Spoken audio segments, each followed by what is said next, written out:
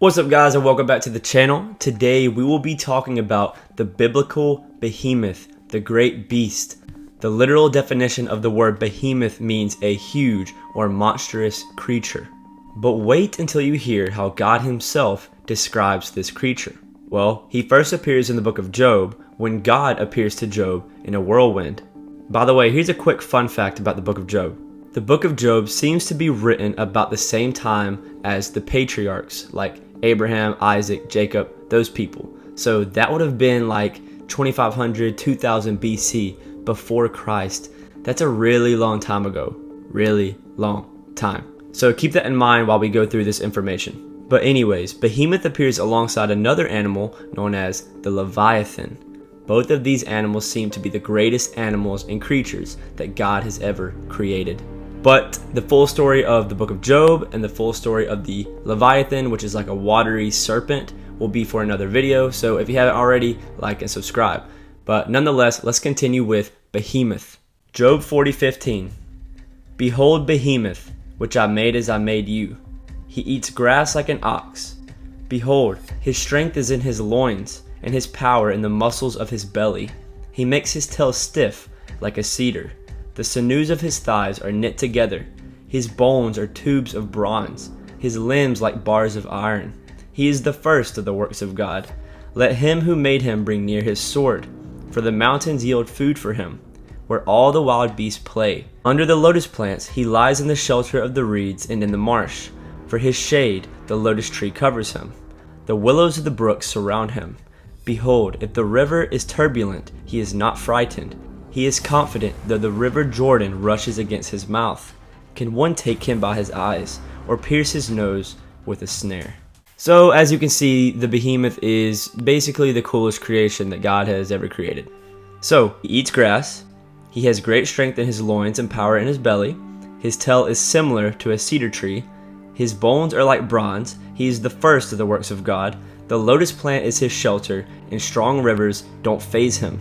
So today I will be providing you with 3 of the most popular and recognized animals that potentially match the description of the behemoth. Number 1, we have the hippopotamus. Large numbers of hippos were found by the river Nile in ancient Egypt in the pre-dynastic times. Egyptians feared these hippos because of their size, their large mouths and teeth, and their aggressive nature. The male and female hippos of ancient times were looked at as a symbol of the pagan gods. Many cultures call the hippo the water ox, and if you know anything about animals, you know how deadly the hippo is. Hippos are one of the most aggressive animals in the world. They are the deadliest animal in Africa, killing up to 500 people every year. They are highly territorial and do not like to be disturbed. Hippos are extremely fast for their size, reaching speeds up to 48 kilometers per hour on land, making them extremely dangerous. Fossils found by geologists show that hippos of that era were absolutely massive, almost double in size versus those living today. So, could the hippo be the behemoth? Well, it may seem like the hippo fits all of these categories of Job's writings, but it simply doesn't. Yes, the hippo is very strong and turbulent rivers do not faze him, and yes, the strength in his loins and the power of his belly is incredible. But the reason why the hippo, in my opinion, can't be the biblical behemoth is because it doesn't have a tail that resembles a cedar tree, and it doesn't roam the mountains searching for vegetation. So, with that being said, let's move on to number 2. Number 2, the elephant. The elephant is the largest land animal of today's world. It's also close relatives of the great woolly mammoths that we see in our textbooks and on Discovery Channel. Elephants have been recorded throughout history for as far back as we can go. Many ancient cities have been built with the help of elephants, and many battles have been fought with the help of elephants. Elephant bones are unique because of the size of their bodies. Normal bones would break under the weight of the massive bodies of these animals, so God apparently designed the bones with 2 distinct properties, strength and flexibility. So, the elephant, one of my favorite animals by the way, seems to be a pretty good fit, right? Well, this idea that the elephant is the behemoth has never entertained much credibility among scholars, and for several reasons. The elephant is not by any means the chief of those beasts that have roamed the earth. Also, the elephant's strength is in his neck, head, and tusks, not in his belly. In fact, he is most vulnerable in the abdominal region. And lastly, the elephant's tail does not remind anyone of a cedar tree. Like, not even close. Here's a picture of an elephant's tail. And by the way, the same goes for the hippopotamus. Here's a picture of the hippopotamus's tail. Hippopotamus, whatever. So it doesn't seem like the elephant is a good fit for the behemoth, so let's move on. Number 3, the sauropod, which I personally believe is the biblical behemoth. Sauropods were huge. The largest one found to date was over 120 foot long. That is 10 freeway lanes across. At a weight of 76 tons, it's a wonder these creatures could even walk. The necks of the sauropod dinosaurs were by far the longest of any animal, 6 times longer than that of the world record giraffe and 5 times longer than those of other terrestrial animals. In the book of Job, God describes behemoth's diet, eating grass like an ox. In 2005, researchers found grass in sauropod stomach remains in India, and some paleontologists are even saying that this will cause a rewrite in our understanding of dinosaur evolution, because evolution holds that grass didn't evolve until millions of years after the dinosaurs had gone extinct. So remember that. God describes behemoth's strength in his hips and power in his stomach muscles. While many animals have strong hips and stomach muscles, none were as strong or central as certain sauropods. The muscular and connective tissue structures around the hips and stomach were necessary for the sauropods to move, walk, turn, and eat. And God goes on to describe the behemoth's habitat. He lies under the lotus trees. The lotus trees cover him with their shade, and the willows by the brook surround him.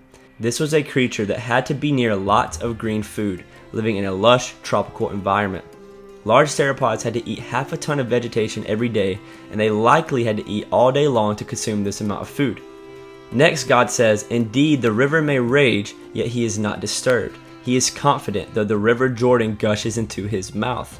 Why would God point out that this animal could stand in a rushing river? Lots of animals can do this. Depending on the size of the rushing river, in this case, God said the river may rage, yet he is not disturbed, and that the behemoth is confident, even though this raging river should gush into his mouth.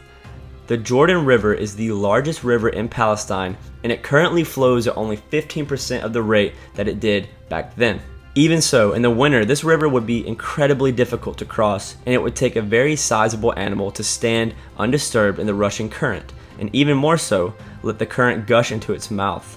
Some of the larger sauropods stood over 20 feet at the shoulders and weighed over 70 tons. Creatures of this size and mass could easily withstand a raging river better than any others today. And it's not by chance that God told Job that only the Creator could come up to the behemoth or tame him. To this day, elephants and hippos are surrounded by hunters and killed all the time. But good luck even trying to attempt to kill one of these sauropods, especially back then when they didn't have all the technology we have today. In conclusion, there are many animals that fit into the category of the behemoth. But again, in my personal opinion, I believe the sauropod or some sort of ancient dinosaur fits best. Now, I know you might be asking the question, Will, I thought dinosaurs went extinct millions of years ago. How would Job be writing about behemoth if, dinosaurs went extinct millions of years ago? Well, to that I would say, I don't know. But to me, the evidence is pretty clear that dinosaurs at one point in time, or humans at one point in time, lived with each other. But that's for another video. So I hope you guys like this video. If you think that the behemoth is another animal, drop it in the comments below. Hope you all have a great day. Like and subscribe.